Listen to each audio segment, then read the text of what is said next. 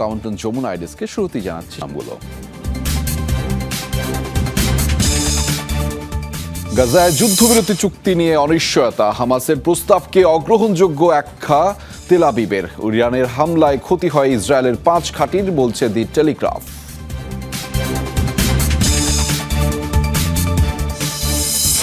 নানায় জোরে মুসলিম বিশ্বে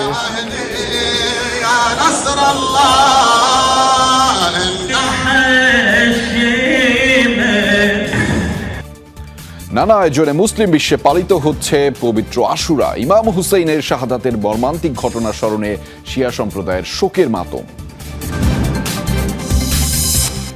যুক্তরাষ্ট্রের টেক্সাসে বন্যায় প্রাণহানি বেড়ে 51। সামার ক্যাম্পে গিয়ে নিখোঁজ শিশুদের ভাগ্যে কি ঘটেছে জানা যায়নি এখনো।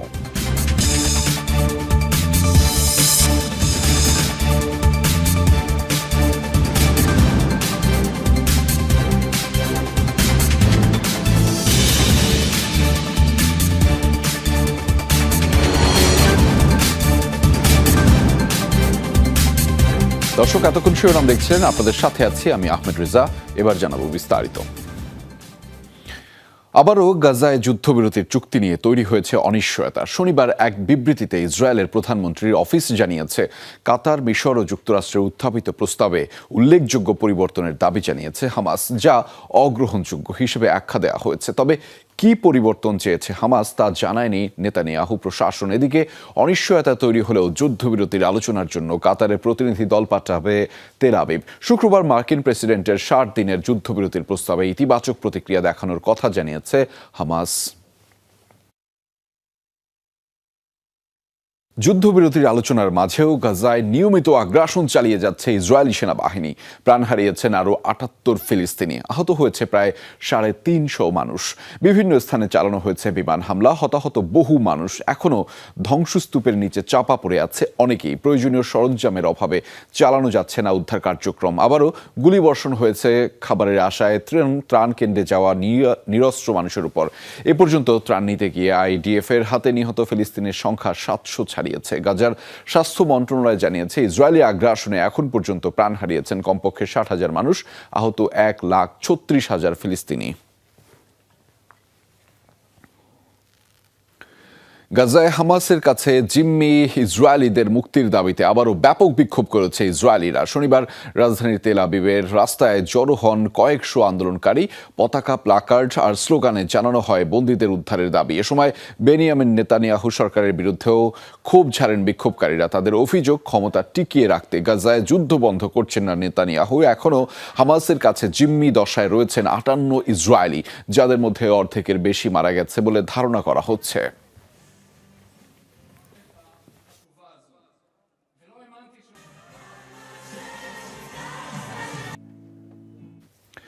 ইরানের মিসাইল হামলায় 5টি সামরিক স্থাপনায় ব্যাপক ক্ষতি হলেও তা গোপন করেছিল ইসরায়েল। এ তথ্য উঠে এসেছে দি টেলিগ্রাফের প্রতিবেদনে। বলা হয়, ক্ষয়ক্ষতির প্রকৃত চিত্র আড়াল করেছে নেতানিয়াহু প্রশাসন। স্যাটেলাইট রাডার ডাটা ব্যবহার করে এ তথ্য জানিয়েছেন একদল মার্কিন গবেষক। তথ্য গোপন রাখতে গণমাধ্যমের উপরও কড়াকড়ি আরোপ করে তেল আবিব। ইরানের সাথে 12 দিনের যুদ্ধে ইসরায়েলের ক্ষয়ক্ষতির দৃশ্য এটি। একের পর এক ইরানি মিসাইলের আঘাতে ধ্বংসস্তূপে পরিণত হয়েছে ইসরায়েলের আবাসিক এলাকা। তবে ইরানি হামলায় হতাহত আর ক্ষয়ক্ষতির প্রকৃত চিত্র প্রকাশ করছে না ইসরায়েল। স্থানীয় এবং আন্তর্জাতিক গণমাধ্যমকে চাপে রাখা হচ্ছে, গোপন করা হচ্ছে ক্ষয়ক্ষতির প্রকৃত চিত্র। এবার দ্য টেলিগ্রাফের প্রতিবেদনে এমনই এক অপ্রকাশিত তথ্য উঠে এসেছে। প্রতিবেদনে বলা হয়, যুদ্ধ চলাকালে ইরানের ছোড়া ক্ষেপণাস্ত্র ইসরায়েলের 5টি সামরিক ঘাঁটি ও স্থাপনায় সফলভাবে আঘাত করে। যুক্তরাষ্ট্রের ওরেগন স্টেট ইউনিভার্সিটির একদল গবেষক স্যাটেলাইট রাডার ডেটা ব্যবহার করে নতুন এ তথ্য প্রকাশ করেন। যুদ্ধক্ষেত্রে বোমা হামলার ক্ষয়ক্ষতি শনাক্তকরণে বিশেষজ্ঞ তারা। বিশ্লেষণে বলা হয়, উত্তর, দক্ষিণ ও মধ্য ইসরায়েলের মোট 5টি সামরিক ও কৌশলগতভাবে গুরুত্বপূর্ণ স্থানে 6টি মিসাইল দিয়ে হামলা চালায় তেহরান। এতে ইসরায়েলের একটি প্রধান বিমান ঘাঁটি, গোয়েন্দা দপ্তর ও অস্ত্রাগার সহ বেশ কিছু স্থাপনা ব্যাপকভাবে ক্ষতিগ্রস্ত হয়। এর আগে এমন আরও 36টি গুরুত্বপূর্ণ ইসরায়েলি স্থাপনায় হামলার তথ্য সামনে আসে। ইরানের বেশ কয়েকটি ক্ষেপণাস্ত্র আইডিএফ ঘাঁটি ও কৌশলগতভাবে গুরুত্বপূর্ণ স্থানগুলোয় আঘাত এনেছে। তবে আজও এ নিয়ে আমরা সংবাদ প্রকাশ করতে পারছি না। এর ফলে মানুষ বুঝতেই পারছে না ইরানের হামলা কতটা নিখুঁত ছিল। দ্য টেলিগ্রাফের প্রতিবেদন বলছে, যুক্তরাষ্ট্র ও ইসরায়েলের যৌথ আকাশ প্রতিরক্ষা ব্যবস্থা থাকা সত্ত্বেও ইরানের প্রায় 16% মিসাইল আঘাত হানে ইসরায়েলি ভূখণ্ডে। সংঘাত শুরুর পর থেকে দিন দিন বাড়তে থাকে ইসরায়েলের ভূখণ্ডে ইরানের সফল মিসাইল হামলার সংখ্যা। ইসরায়েলে ইরানের মিসাইল হামলায় প্রাণ হারান মোট 24 ইসরায়েলি নাগরিক। মিসাইলের আঘাতে বাসস্থান ধ্বংস হয়ে যাওয়ায় গৃহহীন হয়ে পড়ে দেশটির অন্তত 15,000 মানুষ। প্রাণপ্রতিম কুণ্ডু, যমুনা নিউজ। নানা আয়োজনে পবিত্র আশুরা পালন করছেন সারা বিশ্বের মুসলিম ধর্মাবলম্বীরা। মহানবী হজরত মোহাম্মদ সাল্লাল্লাহু আলাইহি ওয়াসাল্লামের দৌহিত্র ইমাম হুসেন রহমতুল্লাহ আলাইহির শাহাদাতের মর্মান্তিক ঘটনা স্মরণে শোকের মাতমে দিনটি পার করছেন শিয়া সম্প্রদায়ের মানুষ। ইরাকের কারবালার প্রান্তর থেকে বের করা হয় সবচেয়ে বড় তাজিয়া মিছিল। ইরান, সিরিয়া সহ বিভিন্ন দেশে শোক মিছিলে অংশ নেয় লাখ লাখ মানুষ। শিয়া অধ্যুষিত সব এলাকাতেই জোরদার করা হয় নিরাপত্তা ব্যবস্থা। শোকের এই কাফেলা মহানবী হজরত মোহাম্মদ সাল্লাল্লাহু আলাইহি ওয়াসাল্লামের দৌহিত্র ইমাম হুসেইন রহমতুল্লাহ আলাইহির শাহাদাত স্মরণে 61 হিজরির 10 মুহররম ইরাকের ফোরাত নদীর তীরে কারবালা প্রান্তরে ইয়াজিদ বাহিনীর হাতে শহীদ হন তিনি। সেই মর্মান্তিক ঘটনার স্মরণে শিয়া সম্প্রদায়ের মাতমের রীতি চলছে হাজার বছর ধরে। শোকাবহ দিনটিতে প্রতি বছরের মতো এবারও ঐতিহাসিক কারবালা ময়দান থেকেই বের করা হয় সবচেয়ে বড় তাজিয়া মিছিল। অংশ নেয় লাখ লাখ মানুষ। কেবল ইরাক নয়, বিশ্বের বিভিন্ন প্রান্ত থেকে এই শোক মিছিলে যোগ দিতে আসে বহু মানুষ। রীতি অনুসারে ইমাম হুসেইন রহমতুল্লাহ আলাইহির রওজা শরীফে জড়ো হয়ে মাতম করেন শিয়া মতবাদের অনুসারীরা। শিয়া প্রধান দেশ ইরানের রাজধানী তেহরানে রাষ্ট্রীয় উদ্যোগে হয় বিশাল তাজিয়া মিছিল। শোকের মাতমে কারবালার হৃদয় বিদারক ঘটনা স্মরণ করেছে গোটা ইরানবাসী। তাজিয়া মিছিলের আয়োজন ছিল ভারতের দিল্লি, মধ্যপ্রদেশ, মহারাষ্ট্র সহ বেশ কয়েকটি স্থানে।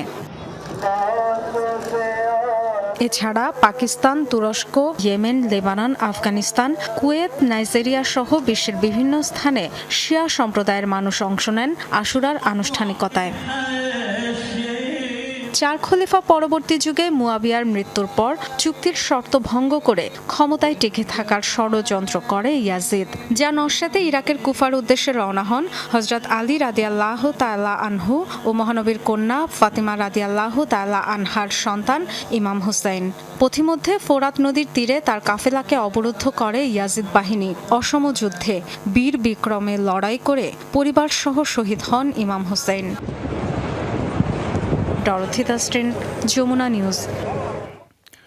ইসরায়েলের সাথে সংঘাত বন্ধের পর প্রথমবার জনসম্মুখে দেখা গেল ইরানের সর্বোচ্চ ধর্মীয় নেতা আয়াতুল্লাহ আল খামেনিকে। শনিবার রাতে পবিত্র আশুরা উপলক্ষে ইমাম খোমেনি মসজিদে আয়োজিত এক অনুষ্ঠানে দেখা যায় তাকে। উচ্ছ্বাস ও আবেগের সাথে তাকে অভ্যর্থনা জানায় উপস্থিত জনতা। এ সময় তাকে সিংহ আখ্যা দেন উপস্থিত অতিথিরা। সবশেষ যুদ্ধবিরতির 2 দিন পর তার একটি ধারণকৃত ভিডিও বার্তা প্রচার করা হয়েছিল ইরানের বিভিন্ন সংবাদ মাধ্যমে। দীর্ঘদিন ছিলেন লোকচক্ষুর আড়ালে। ধারণকৃত ভিডিও বার্তা প্রকাশ করলেও আসেননি জনসম্মুখে। এমনকি ইসরায়েলি হামলায় নিহত সামরিক কমান্ডার ও পরমাণু বিজ্ঞানীদের গণজানাজায় ইরানের শীর্ষ সব রাজনৈতিক ব্যক্তিত্বরা অংশ নিলেও দেখা যায়নি তাকে। অবশেষে ইরান ইসরায়েল সংঘাত থামার পর শনিবার রাতে প্রথমবারের মতো জনসম্মুখে এলেন সর্বোচ্চ ধর্মীয় নেতা আয়াতুল্লাহ আলী খামেনি। পবিত্র আশুরা উপলক্ষে তেহরানের ইমাম খোমেনি মসজিদে আয়োজিত অনুষ্ঠানে অংশ নেন খামেনি। খামেনিকে জনসম্মুখে দেখে উচ্ছ্বসিত হতে দেখা গেছে উপস্থিত অতিথিদের। ফার্সি ভাষায় সিংহ সিংহ স্লোগানে মুখরিত হয় কক্ষটি। ইরানের রাষ্ট্রীয় টেলিভিশনে প্রচার করা হয় এই আয়োজনের ভিডিও। এ সময় ইরানের দেশাত্মবোধক গান ও ইরান গাইতে শোনা যায় শীর্ষ ধর্মীয় নেতা মাহমুদ কারিমিকে। গত 13 জুন ইসরায়েলের আকস্মিক হামলায় নিহত হন ইরানের অনেক শীর্ষ সামরিক কর্মকর্তা ও পরমাণু বিজ্ঞানী। গুঞ্জন ওঠে বাংকারে আশ্রয় নিয়েছেন খামেনি। এরপর আর জনসম্মুখে দেখা যায়নি এই নেতাকে, তবে একাধিকবার দিয়েছেন ভিডিও বার্তা। পাশাপাশি সক্রিয় ছিলেন সামাজিক মাধ্যমেও। সবশেষ সংঘাত বন্ধ হওয়ার পর গত 26 জুন এক ভিডিও বার্তায় ইরানকে বিজয়ী দাবি করে যুক্তরাষ্ট্রের কড়া সমালোচনা করেন তিনি। দাবি করেন মার্কিন প্রেসিডেন্টের আহ্বান সত্ত্বেও তার দেশ মাথা নত করেনি। দীর্ঘদিন জনসম্মুখে না আসায় তৈরি হওয়া সব গুঞ্জন উড়িয়ে ধর্মীয় আয়োজনে অংশ নিয়ে যেন নিজের অস্তিত্বেরই জানান দিলেন ইরানের সর্বোচ্চ ধর্মীয় নেতা। মোস্তফা মাহমুদ, যমুনা নিউজ। সিরিয়ার সাথে কূটনৈতিক সম্পর্ক পুনঃস্থাপন করছে যুক্তরাজ্য। শনিবার এই কথা জানিয়েছেন সিরিয়ার সফররত ব্রিটিশ পররাষ্ট্রমন্ত্রী ডেভিড ল্যামি। রাজধানীর দামেস্কে সিরিয়ার প্রেসিডেন্ট আহমেদ আল শারা, পররাষ্ট্রমন্ত্রী আসাদ আল শিবানির সাথে বৈঠক করেন তিনি। বৈঠকে যুদ্ধবিধ্বস্ত সিরিয়া পুনর্গঠনে $129 মিলিয়ন সহায়তার প্রতিশ্রুতি দিয়েছেন ডেভিড ল্যামি। বাশার আল আসাদ ক্ষমতাচ্যুত হওয়ার পর থেকেই সিরিয়ার সাথে সম্পর্ক স্বাভাবিক করার উদ্যোগ নিয়েছে পশ্চিমারা। দেশটির ওপর থেকে এরই মধ্যে নিষেধাজ্ঞা প্রত্যাহার করে নিয়েছে যুক্তরাষ্ট্র।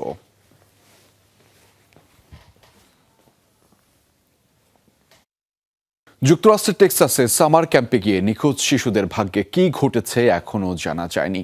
27 শিশুর সন্ধানে সময়ের সাথে পাল্লা দিয়ে চলছে অভিযান। অঙ্গরাজ্যটিতে ভয়াবহ বন্যায় প্রাণহানি বেড়ে দাঁড়িয়েছে 51 জনে। এর মধ্যে 15 জনই শিশু। এ পর্যন্ত জীবিত উদ্ধার করা হয়েছে 850 জনকে। টেক্সাসের মধ্যাঞ্চলে গুয়াদালুপ নদী ঘিরে চলছে রুদ্ধশ্বাস উদ্ধার তৎপরতা। তীরবর্তী এলাকা থেকে পানির তলদেশ, সর্বত্র চলছে খোঁজ। গ্রীষ্মকালীন ক্যাম্পে যোগ দিতে এসে বন্যার পানিতে হারিয়ে যাওয়া শিশুদের ফিরে পাওয়ার প্রার্থনায় গোটা যুক্তরাষ্ট্র। সময় যত গড়াচ্ছে ক্ষীণ হচ্ছে শিশুদের জীবিত ফিরে পাওয়ার আশা। তবু দিনরাত এক করে অনুসন্ধান চালিয়ে যাচ্ছে 1000-এর বেশি উদ্ধারকর্মী। খবরের আশায় অসহায় অভিভাবকদের অপেক্ষা। প্রত্যেককে খুঁজে না পাওয়া পর্যন্ত তল্লাশি চলবে বলে জানিয়েছেন টেক্সাসের গভর্নর। প্রত্যেক নিখোঁজকে খুঁজে না পাওয়া পর্যন্ত বিরতিহীন তল্লাশি চলবে। আজ বা কাল অভিযান বন্ধ হবে না। সম্ভাব্য সব উপায়ের ব্যবহার নিশ্চিত করতে চাই।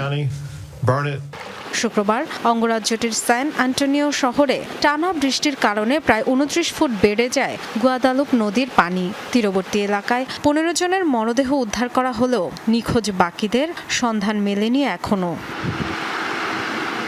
আকস্মিক বন্যায় সবচেয়ে ক্ষতিগ্রস্ত টেক্সাসের কের কাউন্টি। সেখানেই মারা গেছে 40 জনের বেশি। ট্রাভিস ও টম গ্রিন কাউন্টিতেও হয়েছে প্রাণহানি।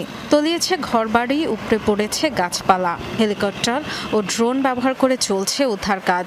অনেককে উদ্ধার করা হয়েছে গাছের ওপর থেকে।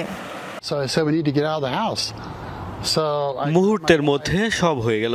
স্ত্রীর হাত ধরে সত্যিকার অর্থে ঝাঁপিয়ে পড়লাম পানিতে। 200 ফুটের মতো দূরত্বে ভেসে গেলাম। একটা গাছের সাথে ঝুলেছিলাম। ওয়াটারপ্রুফ ফোন ছিল সাথে। সাহায্য চেয়ে অনেকের কাছে ফোন করলাম। চোখের সামনে 4টি মোটরসাইকেল, একটি জিপ, একটি ট্রাক ভেসে যেতে দেখলাম। এখনো ভারী বৃষ্টির সতর্কতা জারি রয়েছে রাজ্যটিতে। স্থানীয় প্রশাসনকে সহায়তার আশ্বাস দিয়েছেন মার্কিন প্রেসিডেন্ট ডোনাল্ড ট্রাম্প। কোস্টগার্ড পাঠানোর কথা জানিয়েছে ফেডারেল প্রশাসন। Dorothy Dustrin, Jamuna news. এবার আনুষ্ঠানিকভাবে নতুন রাজনৈতিক দল গঠনের ঘোষণা দিয়েছেন মার্কিন ধনকুবের ইলন মাস্ক। শনিবার সামাজিক মাধ্যম এক্সে দেয়া এক পোস্টে দল গঠনের কথা জানিয়েছেন টেসলা ও স্পেস এক্সের প্রধান। বলেন, মার্কিনীদের স্বাধীনতা ফিরিয়ে দিতে আমেরিকা পার্টির জন্ম হলো। এর আগে শুক্রবার আরেক পোস্টে যুক্তরাষ্ট্রের নতুন রাজনৈতিক দল দরকার কিনা তা জানতে জরিপ চালান মাস্ক, যাতে ভোট দেয় 12 লাখ মানুষ। মাস্কের দাবি, 2/3 মানুষই নতুন দল চেয়েছে। গত নির্বাচনে ট্রাম্পের পক্ষে প্রচারণা চালিয়েছিলেন মাস্ক। তবে মার্কিন প্রেসিডেন্টের কর ও ব্যয় সংক্রান্ত বিল নিয়ে দূরত্ব বেড়েছে এক সময়ের ঘনিষ্ঠ দুই বন্ধুর সম্পর্কে। 1 শতাব্দী পর ফ্রান্সের প্যারিসে ঐতিহাসিক সিন নদীতে সাঁতারের সুযোগ পেল ফরাসিরা। 1923 সালে অতিরিক্ত পানি দূষণের কারণে নদীটিতে জনসাধারণের পানিতে নামা বন্ধ করে দেওয়া হয়েছিল। তবে গেল বছরে অলিম্পিক গেমসের সুবাদে পরিষ্কার করা হয় এই নদীর পানি। প্যারিসের আইকন আইফেল টাওয়ারের পাশ দিয়ে বয়ে গেছে ঐতিহাসিক সিন নদী। সেখানে সাঁতার কাটা, আনন্দে মেতে ওঠা যেন এক স্বপ্ন পূরণ। এক শতাব্দীরও বেশি সময় পর জনসাধারণের জন্য পুনরায় উন্মুক্ত করা হলো বিশ্ববিখ্যাত নদীটি। শনিবার সকালে হয় আনুষ্ঠানিক উদ্বোধন। উপস্থিত ছিলেন প্যারিসের মেয়র অ্যান হিদালগো। আমরা প্রকল্পের কাজ শুরু করেছিলাম যেন প্যারিসবাসীরা সিন নদীতে সাঁতার কাটার আনন্দটা উপভোগ করতে পারে। এটা ছেলেবেলার একটা স্বপ্ন পূরণ, পাশাপাশি প্রতিশ্রুতিও রাখা হলো। সাঁতারের জন্য ভিড় জমান শত শত মানুষ। প্রথমবারের মতো এই নদীর স্বচ্ছ জলে ডুব দিয়ে নাম লেখান ইতিহাসের পাতায়। জনসাধারণের সাঁতারের জন্য সিন নদীতে নির্ধারণ করা হয়েছে 3টি অঞ্চল, একটি আইফেল টাওয়ারের কাছে, আরেকটি নটরডেম ক্যাথেড্রালের পাশে এবং তৃতীয়টি পূর্ব প্যারিসে। আইফেল টাওয়ারে বেড়াতে এসে অনেকেই স্বপ্ন দেখতেন এ নদীতে সাঁতার কাটার। সে স্বপ্ন যে পূরণ হবে তা কোনোদিন কল্পনাও করেননি। আইফেল টাওয়ারের এত কাছে যে পানিতে নামতে পারবো কখনো কল্পনাও করিনি। নদীর পানি আমার ধারণার চেয়ে অনেক গরম। পানির মান নিয়ে কিছুটা চিন্তিত ছিলাম, কিন্তু এটা খুব পরিষ্কার। আমাদের জন্য লকার আছে, পানিতে কোনো গন্ধও নেই। দারুণ এক অভিজ্ঞতা। এটা পরিবেশের জন্য ভালো, শহরের জন্য ভালো, আর এখানে যারা থাকে তাদের জন্য খুব উপকারী। বেশ দারুণ উদ্যোগ। 1923 সালে তীব্র পানি দূষণ ও জনস্বাস্থ্য ঝুঁকির কথা চিন্তা করে সিন নদীতে সাঁতার নিষিদ্ধ করে প্রশাসন। তবে গেল বছর অলিম্পিক গেমস আয়োজনের অংশ হিসেবে পরিষ্কার করা হয় এ নদী, যার পেছনে ব্যয় হয় প্রায় 1.4 বিলিয়ন ইউরো। রেসপানা সাইমা, যমুনা নিউজ। মিশরে যাত্রীবাহী দুটি মিনিবাসের মুখোমুখি সংঘর্ষে নিহত হয়েছে কমপক্ষে 9 জন। শনিবার দেশটির মেনুফিয়া প্রদেশের রিং রোডে এই দুর্ঘটনা ঘটে। এতে আহত হয়ে হাসপাতালে ভর্তি হয়েছে আরও 11 জন। 350 কিলোমিটার দীর্ঘ সড়কটির সংস্কার কাজ চলছে। 2 লেনের পরিবর্তে বর্তমানে 1টি লেনের যানবাহন চলাচল করায় এই দুর্ঘটনা ঘটেছে বলে ধারণা করা হচ্ছে। গেল মাসেও সড়কটিতে দুর্ঘটনার কবলে পড়ে 26 জনের প্রাণহানি হয়। একের পর এক দুর্ঘটনার কারণে সড়কটির নিরাপত্তা জোরদারের দাবি ওঠে দেশ জুড়ে। পোষা সিংহের আক্রমণের শিকার হয়েছে পাকিস্তানের 2 শিশু ও 1 নারী। দেশটির দ্বিতীয় বৃহত্তম শহর লাহোরে ঘটে এই চাঞ্চল্যকর ঘটনা। এই ঘটনায় সিসিটিভি ফুটেজ প্রকাশ করেছে পুলিশ। তাতে দেখা যায় এক লাফে বাড়ির দেয়াল পেরিয়ে রাস্তায় বেরিয়ে আসে সিংহটি। মুহূর্তের মধ্যে ধাওয়া করে এক নারীকে, মাটিতে ফেলে কামড়ে আহত করে তাকে। এরপরে ছুটে যায় সামনে থাকা আরও 2 শিশুর দিকে। এক ব্যক্তি ছুটে যায় সিংহটির পিছনে। তাৎক্ষণিক এ প্রতিক্রিয়ায় প্রাণে বেঁচে যান হামলার শিকার ওই নারী ও শিশুরা। পরে সিংহটিকে আটক করে বন্যপ্রাণী সংরক্ষণ দফতর। সিংহের মালিকের বিরুদ্ধে নেওয়া হয়েছে আইনি ব্যবস্থা।